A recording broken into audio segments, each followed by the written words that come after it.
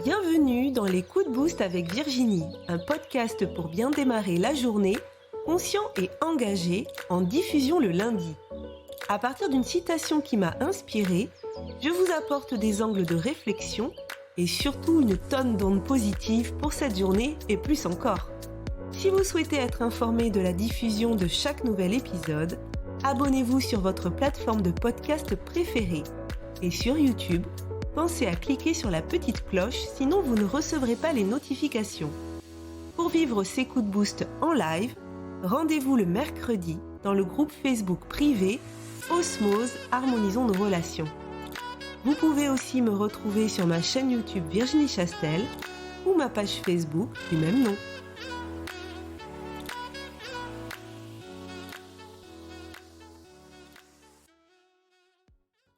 Chacun est prisonnier de l'histoire qu'il se raconte sur lui-même. Citation de Bernard Werber. Alors, est-ce que ça vous est déjà arrivé de vous raconter des histoires sur vous-même? Donc, je vais vous donner des petits exemples. Et puis, si vous avez envie de partager dans le chat les histoires que vous vous racontez sur vous-même, ça sera avec grand plaisir. Alors, par exemple, il peut y avoir l'histoire de je suis maladroite. Je n'arriverai jamais à faire ça. Cet homme est trop bien pour moi. Je ne suis pas assez beau, je ne suis pas assez belle, je ne suis pas assez intelligente, je ne suis pas assez fort, je ne suis pas assez grand, je suis trop petit, je ne mérite pas ce qui m'arrive. Ou alors, je ne le mérite pas, donc je n'aurai jamais ça. Est-ce que ça vous est déjà arrivé de vous raconter des histoires sur vous-même? En gros, est-ce que ça vous est déjà arrivé de vous mettre dans une case? Est-ce que ça vous est déjà arrivé de croire que vous ne méritez pas certaines choses? Est-ce que ça vous est déjà arrivé de croire que vous ne ferez jamais rien d'exceptionnel dans la vie? Je ne sais pas. Voilà. Est-ce que ça vous est déjà arrivé de vous raconter des histoires sur vous-même? Myriam, tu me dis « Oh oui !» Est-ce que tu voudrais nous partager dans le chat ces histoires que tu te racontes sur toi-même? Allez-y, on est dans le groupe, ça ne sort pas d'ici. Et même si je lis vos commentaires, je ne citerai pas vos noms, comme ça, il n'y aura pas de souci sur l'audio, sur le podcast. Donc, oh oui, oui, oui. Donc, j'ai des oui. J'ai des oui, mais alors, quelles sont ces histoires que vous vous racontez sur vous-même? Bien sûr, je le fais encore, les croyances sont tenaces. Ah, alors, ces croyances, quelles sont-elles? Arrête, il y a pléthore, surtout quand les autres t'enferment ouvertement dans des boîtes. Oui, alors oui, donc justement, on va en parler, justement des, des autres. Ne pas être capable de... Oui, voilà, c'est ça, de se dire, je ne suis pas capable de faire ça. Ok. Alors après, est-ce qu'on a envie de le faire ou pas? Oui, mais je lutte pour ne pas en tenir compte. Ah, tu luttes. Donc là, on est dans la force. Lutter pour ne pas en tenir compte. Bon, super, c'est hyper intéressant tout ce que vous me mettez. C'est aussi lié à l'estime de soi, je pense. Oui, ça en fait partie. Pas que, mais oui, il y a un lien aussi à ça. Oui, moins. Ok.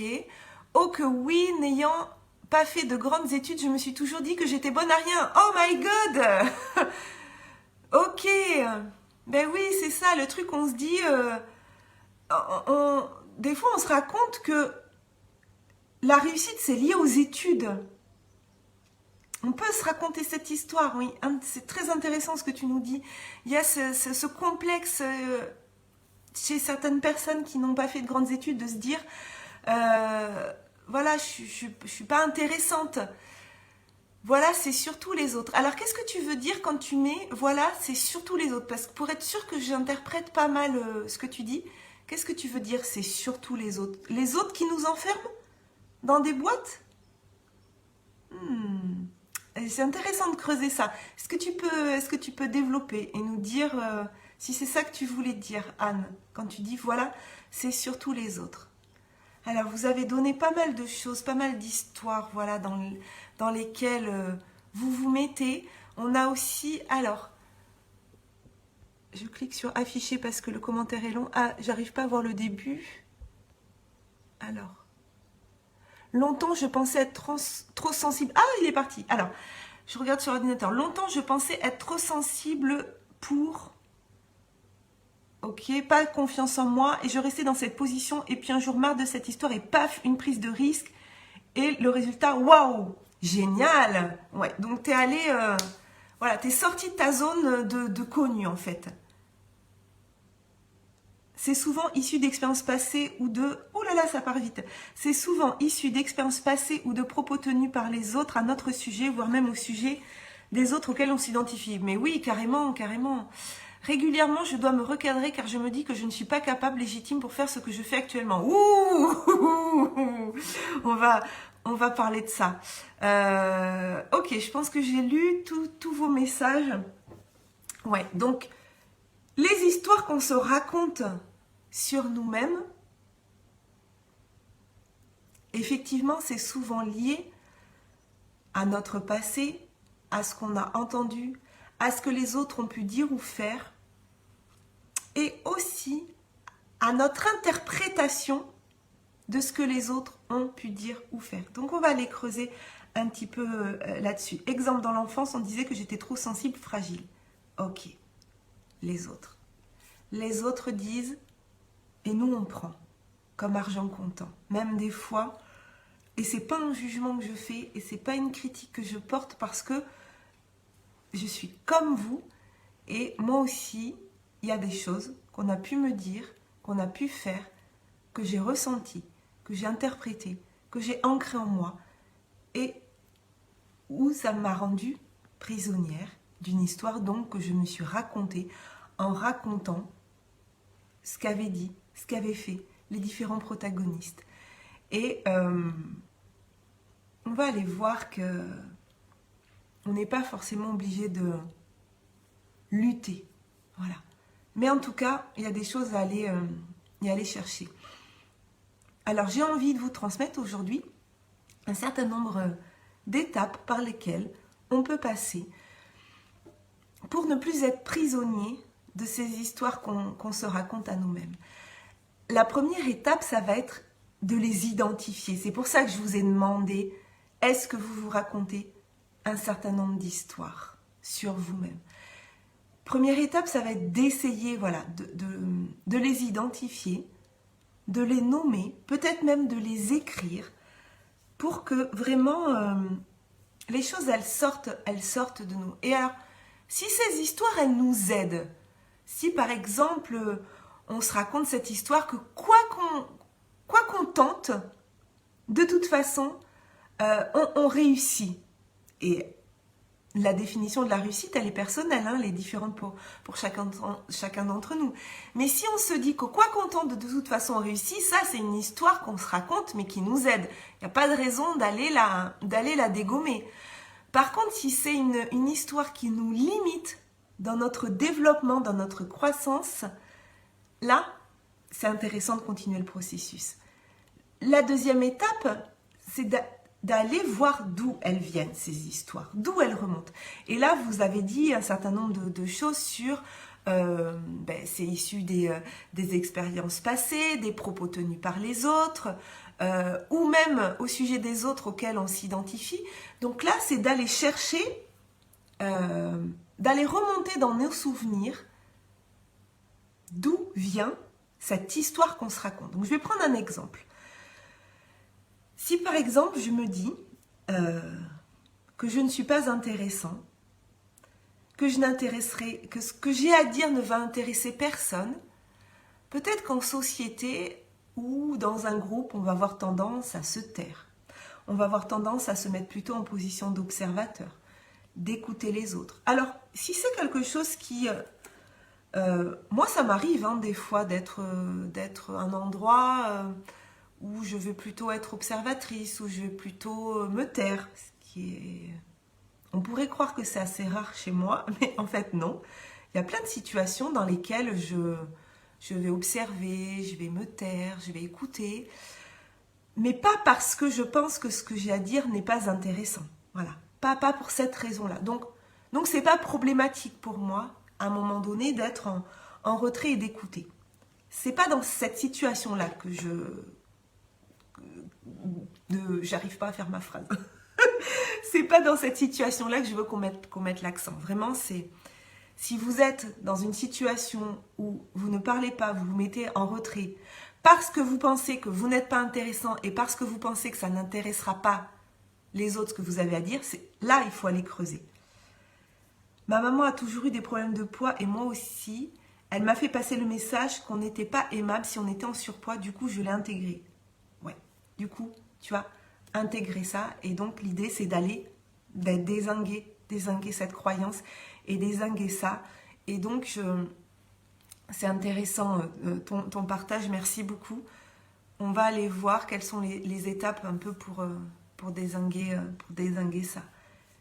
Donc, une fois qu'on a identifié l'histoire, c'est de remonter dans les souvenirs. Donc là, tu viens de parler effectivement de ce souvenir, de rapport à ta maman.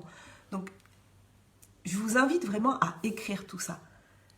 Dans quelle histoire je suis bloquée, quelle histoire je me raconte, d'où elle vient, et de l'écrire. Et l'écrire, ça vient de là, ça vient de, voilà, ma maman m'a fait passer le message qu'on n'était pas aimable si on était en surpoids. Du coup, j'ai intégré. Voilà, d'écrire ces choses-là. Essayez de remonter dans vos souvenirs pour trouver pourquoi on pense ça. Qu'est-ce qui s'est passé? Si je reprends l'exemple de la personne qui pense que ce qu'elle dit n'est pas intéressant. Peut-être que quand elle était enfant, cette personne, peut-être qu'elle parlait beaucoup. Peut-être que ses parents lui disaient tout le temps, mais tais-toi, arrête, là, tu parles trop, parle moins fort, tais-toi, voilà. Et peut-être que du coup, l'enfant a pensé, quand on lui disait de se taire, qu'il n'était pas intéressant.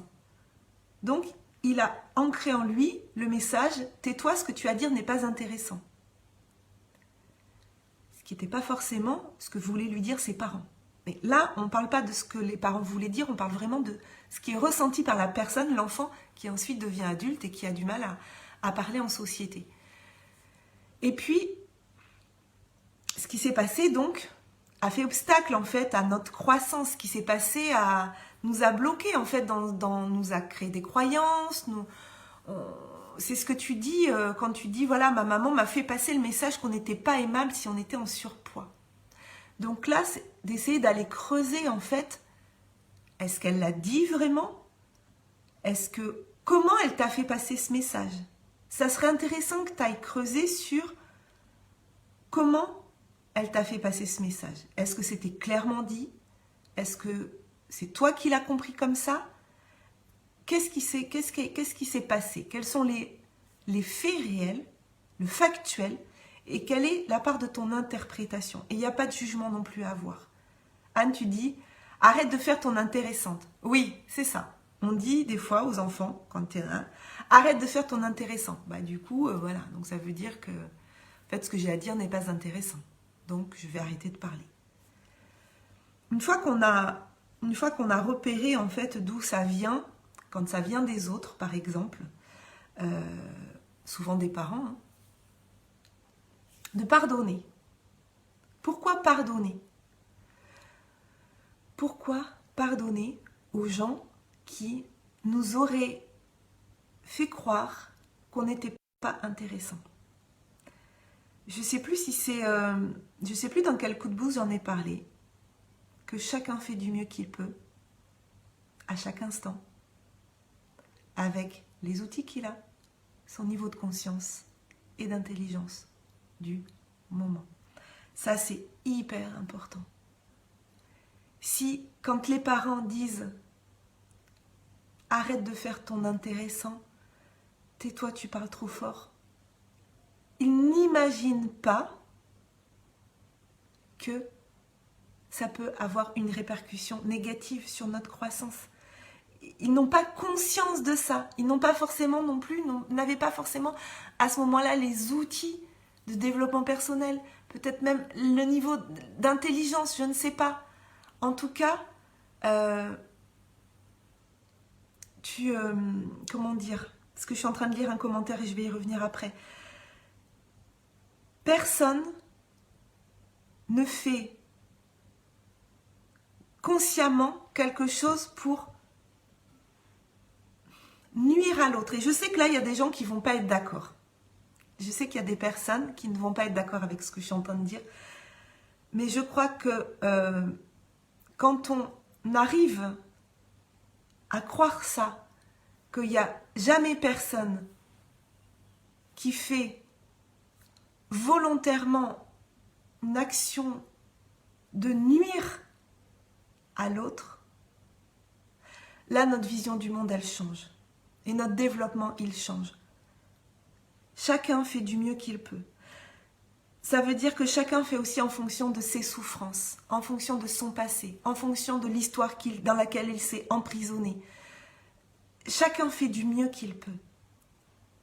Mais en fonction d'un certain nombre de choses. Donc, on ne peut pas en vouloir à quelqu'un d'avoir fait quelque chose alors que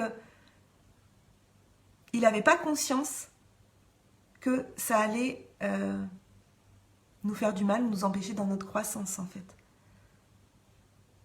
Alors je vais lire un petit peu vos messages parce qu'après ils vont partir et je ne pourrai plus. Ah ouais, déjà, il y en a qui sont partis et je voulais les regarder. Isa, tu dis... Ah oui, tu es une économiste, tu ne peux rien faire d'autre. Ok, ça c'est ce que pensent les autres. On va y revenir. Oui, comment on interprète, c'est intéressant. Ben oui, comment on interprète. Hein. Il y a les choses factuelles et puis il y a l'interprétation. C'est pour ça peut-être que je parle beaucoup en réaction inverse. J'apprends à envoyer plein d'amour et ça m'aide beaucoup. J'ai pardonné lors de constellations familiales, c'était puissant et libérateur, mais de temps en temps ça revient comme des petites pointes de rappel. J'ai fait 2 cercles du pardon et ça a changé les choses. C'est très puissant quand on découvre ça. Oui, c'est vraiment très très très puissant de pouvoir pardonner et de faire une lettre de pardon par exemple. Qu'on n'est pas obligé d'envoyer la lettre de pardon, on peut l'écrire et la brûler après. Il n'y a aucun souci là-dessus.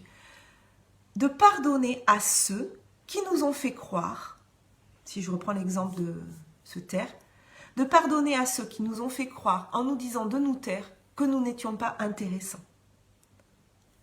Et de se dire que à ce moment-là, ils ont fait de notre mieux. Pourquoi ils nous ont demandé de nous taire? Peut-être juste parce qu'ils avaient peur de passer pour des parents qui ne savent pas gérer leurs enfants. Peut-être qu'ils avaient peur que l'enfant passe pour capricieux auprès des autres. Peut-être que... En fait, s'ils ont dit ça, c'est parce qu'ils pensaient que c'était ça qu'il fallait faire.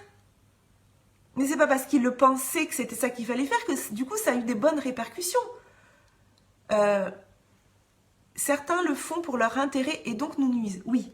Donc, certains font les choses pour leur intérêt, parce que ces personnes-là sont en souffrance, qu'elles ne voient donc que leur propre intérêt et qu'elles ne voient pas l'intérêt des autres, et qu'effectivement, il y a un effet collatéral de nuire aux autres. Mais l'idée de départ n'est pas de nuire aux autres. Chaque être humain pense à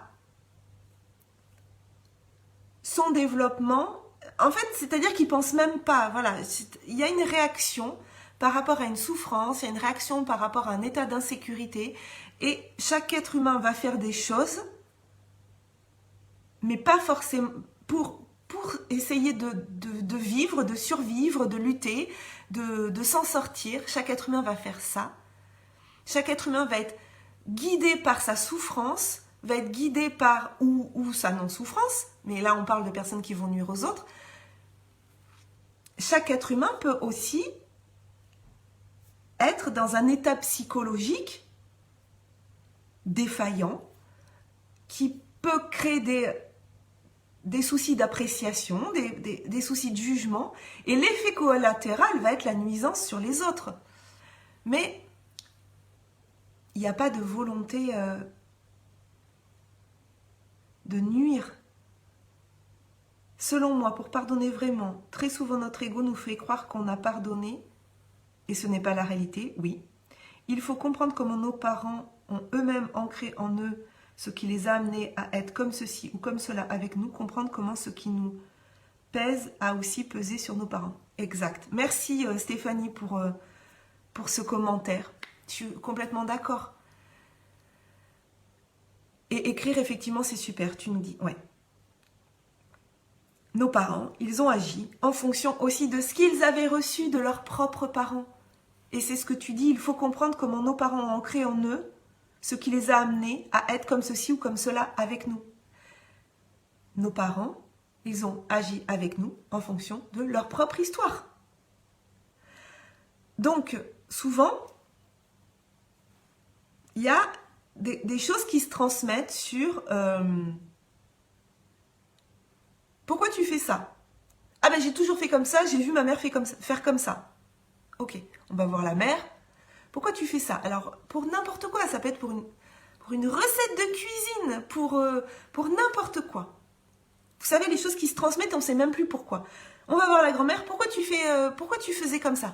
Ah, mais parce que ma grand-mère, elle faisait comme ça. En fait, on ne sait pas du tout pourquoi. Et puis, au bout d'un moment, si on remonte, il y a une explication du pourquoi on faisait comme ça. Ne serait-ce que, voilà, sur une recette de cuisine, pourquoi tu fais cuire... C'était une histoire que j'avais entendue. Je ne sais plus où j'ai entendu cette histoire. Donc, bon. Une histoire de recette de cuisine où il y avait un gâteau, je ne sais plus, qui était cuit en 2 fois. Voilà. Pourquoi tu cuis en 2 fois ça? Ah ben parce que ma mère, elle a toujours fait comme ça. Ok, on va voir la mère, pourquoi? Et on arrive à la 3e génération au-dessus. Pourquoi tu fais cuire en 2 fois? Pourquoi? Ben parce que mon four est trop petit. Ok, d'accord. Parce que son four était trop petit.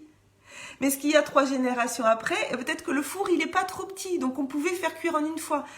Donc, c'est cette histoire-là. C'est-à-dire qu'à chaque fois, il y a... Je vois qu'aujourd'hui, c'est un sujet qui vous inspire parce que les messages défilent vite. Je ne vais pas me couper toutes les 30 secondes, mais je vais les lire après.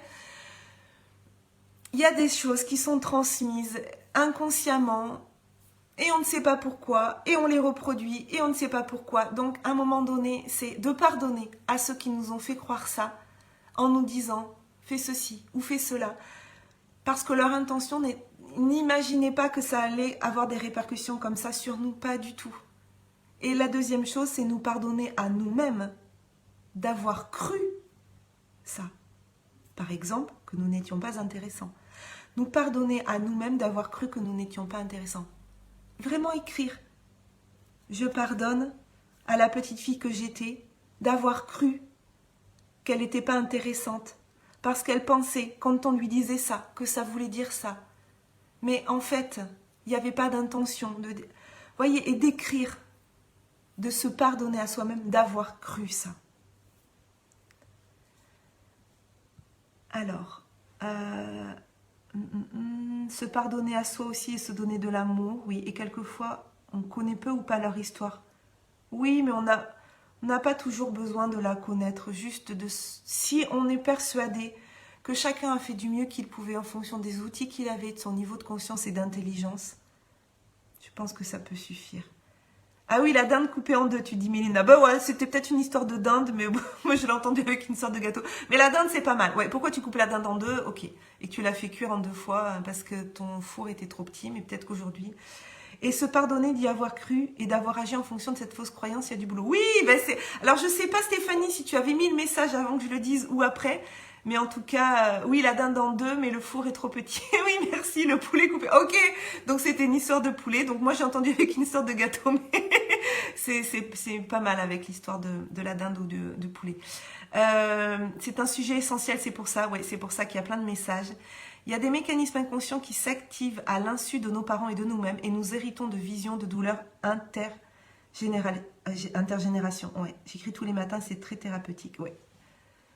Oponopono. Yes.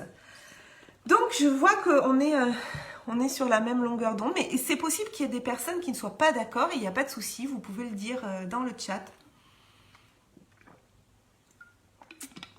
En tout cas, si on reste sur cette rancœur, si on reste d'en vouloir aux autres, vous savez, souvent je vous parle de reprendre son pouvoir et de reprendre sa responsabilité dans le sens de habilité à répondre et pas culpabilité. Hein. Si on reprend son pouvoir, c'est là où on va pouvoir mettre en place des choses. Donc on a besoin de pardonner aux autres, de nous avoir fait du mal parce que c'était pas ce qu'ils recherchaient et de nous pardonner à nous-mêmes d'y avoir cru. Voilà, ça c'est hyper important et l'écriture peut beaucoup aider à ça, vraiment. Puis ensuite, il va falloir aller la dégommer cette croyance Par exemple, cette croyance que nous ne sommes pas intéressants. Et pour ça, je vous invite à aller chercher des contre-exemples. Comme si vous deviez défendre cette croyance devant un tribunal. Ok ? Vous êtes l'avocat de votre croyance et vous devez aller défendre ça. Oui, mais je ne suis pas intéressante parce que ceci, parce que cela. Et puis, il faut argumenter. Hein. C'est-à-dire que la croyance, il faut trouver les arguments. À un moment donné, il y a des... Et puis, vous faites aussi le rôle du juge, quoi, qui va vous dire, oui, mais quand même, là, dans cette situation, là, tu as bien dit des choses, tu as bien... Essayez de faire un dialogue entre vous qui voulez défendre la croyance et votre autre partie de vous qui va aller chercher tous les contre-exemples. Voilà. Notez toutes les fois où vous avez dit quelque chose d'intéressant. Toutes les fois. Vraiment, tu dis, Myriam, j'ai déjà travaillé là-dessus avec mes outils créatifs, ça fonctionne bien. Top. Ouais. Il faut vraiment aller essayer de chercher les contre-exemples pour dézinguer cette croyance. Voilà. Ça, c'est vrai que c'est pas simple, mais effectivement, ça permet de sortir de cette prison intérieure. Hein, si on revient à la citation, chacun est prisonnier de l'histoire qu'il se raconte à lui-même. C'est pas toujours facile de le faire seul, je le conçois. C'est pas toujours facile seul de repartir dans ses souvenirs. Moi, c'est quelque chose que je propose en accompagnement individuel. On repart dans les souvenirs grâce à la visualisation. Quand on est bloqué dans une croyance comme celle-ci, par exemple, qu'on n'est pas assez intéressant, que donc cette situation de penser qu'on n'est pas assez intéressant, en fait, il y a un comportement d'inhibition. Et c'est intéressant aussi d'aller chercher du côté du système nerveux autonome, je vous en ai déjà parlé, et d'aller chercher son état dominant. Donc, au niveau du système nerveux autonome qui va contrôler corporellement en fait nos ressentis, nos perceptions. On n'aura pas la même vision du monde suivant l'état dominant, dans notre état dominant. On peut être dans un état de ventral, donc en état de sécurité. On peut être dans un état de sympathique, agressif ou fuyant. J'ai dit ventral, insécurité ou ventral? Ventral, c'est la sécurité, hein, je ne sais plus ce que j'ai dit. On peut être dans un état ventral, donc qui est un état de sécurité. On peut être dans un état sympathique, soit agressif ou fuyant, mais il y a une insécurité, de toute façon, dans les deux. Et on peut être dans un état de dorsal, et là, c'est une grande insécurité. Donc, les personnes qui ont un comportement timide, un comportement d'inhibition, qui n'osent pas aller vers les autres, qui pensent que ce qu'elles vont dire n'est pas intéressant, qui vont se taire, qui vont se mettre en retrait, peut-être que leur état dominant, c'est du dorsal. Et là, c'est intéressant d'aller le chercher. Moi, en accompagnement, je fais ce qu'on appelle une carte personnalisée, c'est-à-dire qu'on va aller essayer de voir comment on se sent, qu'est-ce qu'on ressent, quelle est notre vision du monde dans ces trois états. Et on le fait grâce à des visualisations et on le fait grâce aux souvenirs en visualisation. Stéphanie, oui, les contre-exemples, ça aide, tu as raison, et se la rappeler à chaque fois qu'une pensée limitante arrive, comme pour la faire taire. Oui, c'est un gros travail, et oui, il est important de se faire accompagner, passionnant. Oui, c'est difficile de le faire tout seul, parce que des fois, on ne se rend pas compte. Vous savez, je vous ai aussi beaucoup parlé des biais cognitifs. On peut avoir ce biais de généralisation qui fait que parce que ça nous est arrivé 10 fois, ça va nous arriver toute notre vie. Non, c'est pas parce que quand un enfant commence à marcher, il tombe des tas de fois, des tas de fois, des tas de fois, des tas de fois. Et il se dit jamais, j'arriverai jamais à marcher. Il n'y a pas un seul petit enfant qui, à un moment donné, parce qu'il est tombé 100 fois, se dit « Non, non, moi, ça y est, c'est bon, c'est fini, hein, j'ai essayé 100 fois, là, c'est bon, je dépose les armes, j'arrête, je ne marcherai pas. » Il n'y a pas un seul enfant qui s'arrête d'essayer de marcher. Ça n'existe pas. C'est pas possible. Donc, nous, il faut qu'on évite ces biais de généralisation. Et comme ces biais sont très souvent inconscients, tout seul, c'est difficile de les mettre à jour. L'autre jour, avec une de mes coachées, elle me dit quelque chose et là, je lui dis, oh, je lui dis, c'est très intéressant ce que tu viens de me dire. Je vais te le redire en fait pour que tu... Et là, je lui redis, je lui dis, dis donc, tu serais pas en train de... Tu serais pas dans un biais de généralisation là? Je lui dis, tu peux me trouver des contre-exemples de ce que tu viens de me dire? Et là, elle me dit, ah ouais, t'as raison. Elle me dit, en fait, je dis, est-ce que tu peux me trouver des contre-exemples? Et elle a trouvé des contre-exemples. Donc je dis, donc là, en fait, ce que tu viens de me dire, je lui dis, tu m'excuses, mais ça tient pas la route. Et il n'y a qu'un coach ou un thérapeute en face qui peut vous dire, ça tient pas la route, parce que vous, tout seul, vous allez jamais vous dire, ben, ça tient pas la route, ce que je dis, parce qu'en général, vous n'avez pas conscience que ça tient pas la route. Dominique, une des situations qui fait grandement ressortir nos croyances particulièrement bloquantes est la réflexion sur la reconversion professionnelle. J'aimerais, oui, mais je suis complètement d'accord avec toi. Ouais, sur la reconversion professionnelle. Oh là là, tout ce qu'on peut se mettre comme barrière et que les autres aussi, ils en rajoutent. Moi qui suis enseignante fonctionnaire, vous imaginez pas ce qu'on peut me dire quand je dis que je vais quitter l'éducation nationale et j'avais quitté déjà avec une disponibilité. Là, l'idée, c'est de vraiment quitter, donc d'avoir une rupture conventionnelle. Mais tu te rends pas compte. Oh là. Alors là, les croyances limitantes, on y va. Ouvrez les vannes. Hein. Le truc, c'est que tout est programmé dans notre inconscient. Travailler sur sa mémoire émotionnelle inconsciente aide beaucoup aussi. Oui, carrément. Sujet passionnant, les croyances tellement importantes. J'aime beaucoup me rappeler cette analogie avec les premiers pas d'un bébé. Ouais. Merci Virginie de partager tout cela et toutes tes clés pour aider chacun à grandir, évoluer. Merci pour tout ça. Ça m'inspire pour le live de ce soir. Top. Alors juste voilà, pour finir le coup de boost d'aujourd'hui.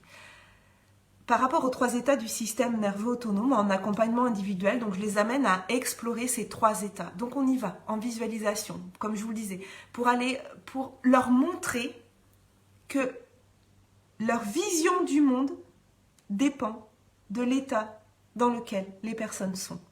En fonction de l'état dans lequel on est, si on est en dorsal, en sympathique ou en ventral, on ne va pas avoir la même vision du monde. Et pourtant, le monde est le même. Donc ensuite, on va travailler dessus, à partir de l'histoire personnelle de chacun, de leur représentation. Et on va aller travailler à changer cette vision des choses pour pouvoir changer. Enfin, c'est lié, on change son état, donc changer notre état, donc ça va changer notre vision du monde. Donc on va pouvoir mettre en place des actions et tout ça va avancer mais de façon accompagnée, parce que tout seul, c'est vraiment compliqué déjà d'aller dans ces états tout seul. Et tout cela pour ne plus se raconter d'histoires qui nous enferment, mais au contraire, ouvrir le champ des possibles, se rendre compte de tout ce qui est possible une fois qu'on voit le monde différemment. Bonjour Christine, tu arrives à la fin, mais tu pourras voir en replay. Nous sommes des êtres de croissance. Nous ne sommes pas sur Terre pour nous limiter. Donc, s'il y a un travail qui est le plus important, je trouve, à faire pour notre développement, c'est d'aller chercher ce qui nous bloque, ce qui nous enferme, et d'aller gratter, et d'y aller. Et si c'est trop difficile tout seul, de se faire accompagner pour le faire. Oui, la comparaison avec l'apprentissage de la marche est juste implacable. Bah oui, là, si vous connaissez un bébé, un petit enfant, qui au bout d'un moment s'arrête, s'assoit, et puis il dit à ses parents, non! Mais qu'il fait vraiment, parce qu'on peut avoir un petit enfant qui a beaucoup d'humour, hein, qui dit, non, moi, c'est fini. Vous me porterez toute ma vie, j'arrête, je n'essaie plus. Je peux pas le dire sans rigoler parce que ça me paraît... Parce que j'imagine mon fils, il a 10 ans maintenant, j'imagine mon fils à cet âge-là. En plus, il a marché très tard, il a marché à 16 mois. Ouais, je crois que c'est ça. Oui, c'était en septembre, mai, juin, juillet, août. Oui, c'est ça, il a marché à 16 mois. J'imagine tout à fait s'asseoir et dire, non, moi je le fais plus, ça marche pas. Je rends les armes, je marcherai pas. J'imagine tout à fait faire ça. Katia, tu dis intéressant ton approche pour aller travailler sur les croyances. Merci infiniment, dit Mélina. C'est clair, Christine. Oui, Marie-Hélène. Voilà, donc c'était ce que je voulais vous dire aujourd'hui, vous partager, d'aller nous sortir de nos croyances. Et donc pour répondre aussi aux questions, ce qui avait été donné... dit au départ que les autres nous mettaient aussi dans des cases. en fait, j'ai envie de dire, on laisse les autres nous mettre dans des cases. On laisse les autres. Il faut reprendre le pouvoir et pardonner aux autres qu'ils ont fait du mieux qu'ils pouvaient, de nous pardonner d'avoir fait du mieux que nous pouvions, parce qu'on ne savait pas. Mais maintenant que vous savez, vous ne pouvez plus dire que vous ne savez pas. Donc en fait, c'est... Voilà, le pouvoir est... la balle est dans votre camp, en fait. Le pouvoir est dans votre camp. Et...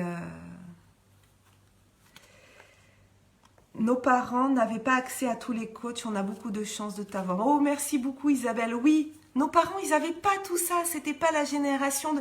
Même si tout ce qui était psychologie, mais c'était peut-être pas abordable comme ça l'est maintenant. Il n'y avait pas tout ce qu'on fait maintenant. Il n'y avait pas les coups de boost de Virginie. Non, je plaisante, mais oui, il n'y avait pas toutes ces personnes qui pouvaient nous aider. Ils n'étaient pas aussi ouverts à ça. Maintenant, on sait. Donc, on reprend le pouvoir. Stéphanie, c'est impossible de le faire seul. L'ego verrouille pour s'éviter de se confronter. Heureusement qu'il y a de super coachs et thérapeutes pour ça. Virginie, tes coachés ont de la chance. Merci beaucoup Stéphanie. Stéphanie est thérapeute aussi, donc elle sait de quoi elle parle. Et Stéphanie va intervenir dans mon congrès sur l'enfant intérieur. Un super moment. Donc oui, c'est vrai que l'ego, tu as raison de le dire. L'ego verrouille parce que c'est... Là, d'ailleurs, j'ai envie de vous dire que tous ceux ce matin qui peut-être ont quitté le live et qui reviendront en replay, ou tous ceux qui se disent non mais ce qu'elle me dit, ce qu'elle dit, moi je suis pas d'accord, j'y crois pas, c'est pas vrai. Alors je dis pas que j'ai la science infuse et je dis pas que c'est ma réalité, c'est ma vision des choses. Je ne demande pas à ce que tout le monde la partage. Par contre, je vous invite, s'il y a quelque chose qui frotte dans ce que j'ai dit ce matin, s'il y a quelque chose qui vous dérange, c'est là qu'il faut aller creuser. C'est là qu'il faut aller creuser parce que c'est là que votre ego, il a dit non, non, non, non, moi je ne veux pas entendre ce qu'elle est en train de dire. C'est là où votre ego, il a repris le pouvoir et c'est là où il faut aller creuser. Donc, s'il y a quelque chose qu'à frotter, allez creuser. Enfin, vous faites comme vous voulez, mais je vous invite à aller creuser. Joël, merci de nous proposer ce plan d'action concret. Merci Virginie, sujet très intéressant qu'on doit travailler régulièrement. 100% d'accord, quand on en prend conscience, ça nous libère beaucoup. Bravo Virginie pour ce coup de boost. Merci Virginie pour tes coups de boost. Avec plaisir. Merci. Une chance inouïe, tout cet accès. Oh non, ils ont fait ce qu'ils pouvaient avec ce qu'ils avaient. Oh, ben oui, c'est ça. Ils ont fait ce qu'ils pouvaient avec ce qu'ils avaient. Super, l'enfant intérieur. Merci à 10 maintenant. Oh, top. Allez, dites-moi votre niveau d'énergie. Allez, il y en a là qui étaient en énergie basse. Je ne sais pas si vous êtes toujours là. Je sais qu'il y avait Nathalie qui était à 5. Il y avait Isa qui était à 6,5. Les autres étaient déjà en belle énergie. Ah, ça coupe trop pour toi, Isabelle? Oh, a priori, pour les autres, ça n'a pas coupé. J'ai pas eu de message. Mélina, de 7,5, tu passes à un beau 9. Cool, cool, cool. Allez, le temps que vous mettiez votre niveau d'énergie, je vais chercher la carte du jour.